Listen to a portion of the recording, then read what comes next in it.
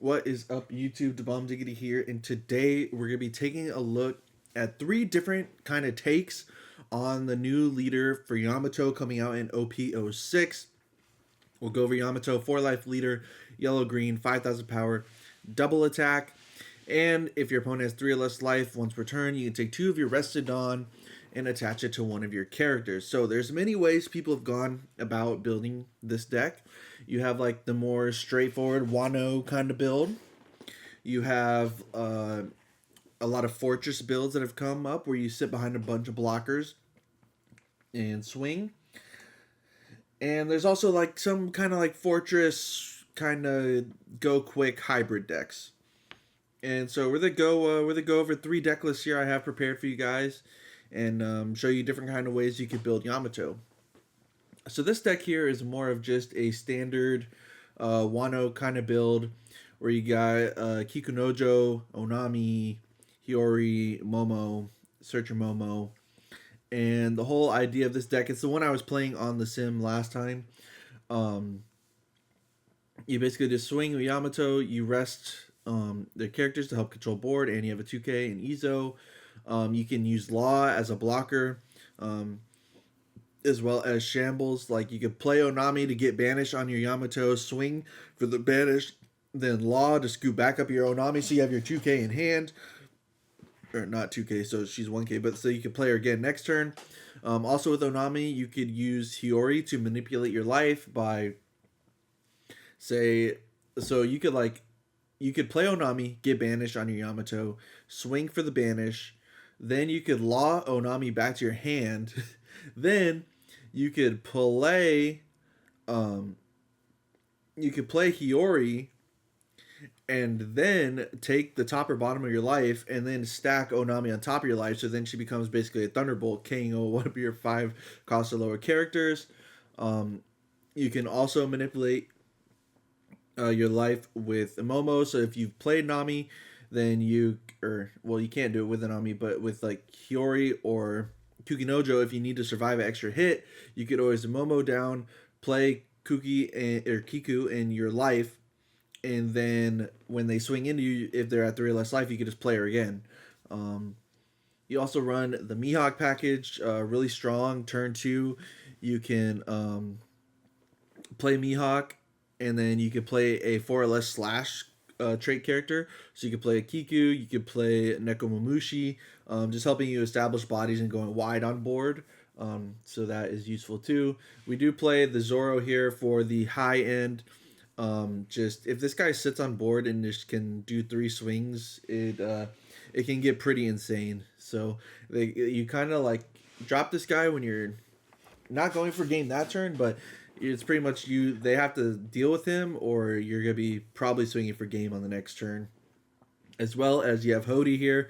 Hody is so good in this deck. You can rest 2 of your opponent's characters and or Dawn, so you can just rest 2 of their blockers and then basically just have your push for game here, because he also has rush. So you have an 8K rush that rests 2 cards.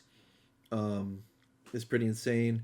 Then you play some cheap blockers, of course, and you have stuff like you're the one who should disappear, because you are playing a decent amount of cards with no counter.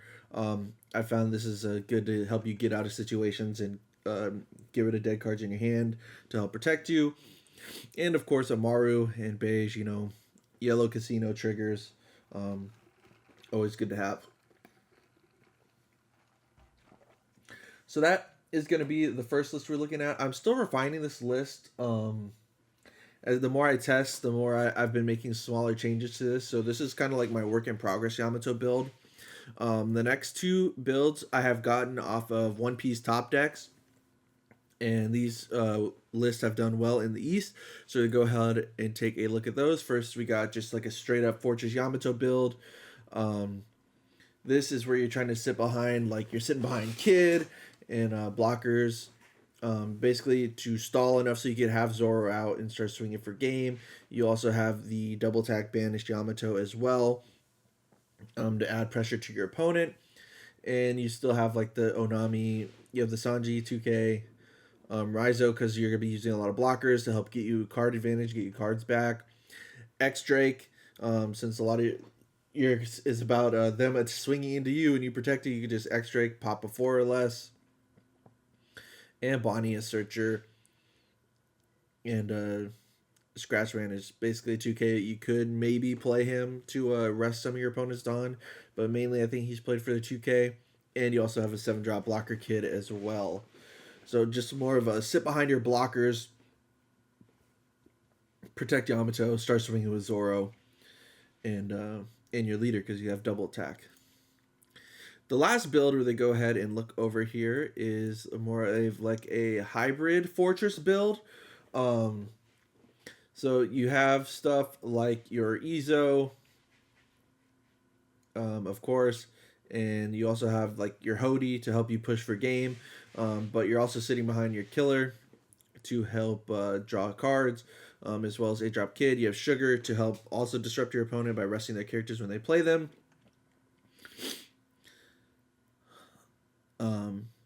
To rest like a 4 or less, because you are not a Don Quixote leader, but I guess it's just the 2 on play rest of 4 or less, help rest cheap blockers and stuff with Sugar. Baby 5, you could help reset your Dawn. Rosinante, of course, other Baby 5 searcher. Monet, block and rest. So a lot of the fortress builds are more based around resting your opponent's characters, blocking attacks, that dynamic. Shirahoshi can help you heal, of course. And then whoever wins can help you push, get that little extra attack power to help push for game. This kind of deck, I'm not really that familiar with, like the playstyle. I haven't really tested this kind of build at all. The main builds that I have played is like the more just straight Yamato. I haven't really messed around with the fortress stuff too much, but I know a lot of people are hyped on the fortress stuff and they really like it. So I'm gonna definitely have to give it a go, maybe in one of my next videos coming up. Cutting in the video right here because I also forgot that Yamato also has the Sky Island build that a lot of people have also been trying to test out for OPO6, where you play around the core of, your Shura, Holy, Ohm, to go wide really quick, as well as having your late game options such as the Rush NL and Hody to go for game. You still play some of the Wano package as well with the Momo to help you survive, as well as Amaru and You're the One as well to help the trigger for Amaru to help you live and counter power with your the one. You also play things as Cracker to apply pressure, as well as Gadatsu if your opponent is playing conservative. You can also use Gadatsu to help control board and pop stuff if it is early on in the game and they've decided to counter out of all your double attacks. You also have Kikunojo to help you heal as well, and a stable Ezo for the 2K counter is just there as well. So yeah, forgot about the Sky Island build. People have been testing this and playing this in Yamato as well. Just wanted to throw this into the video. Now back to the other decks. But let me know down in the comment section below, what style build are you guys playing for Yamato? What's been your go-to? And is Yamato going to be your main deck coming in the next set, or are you going to play one of the other leaders?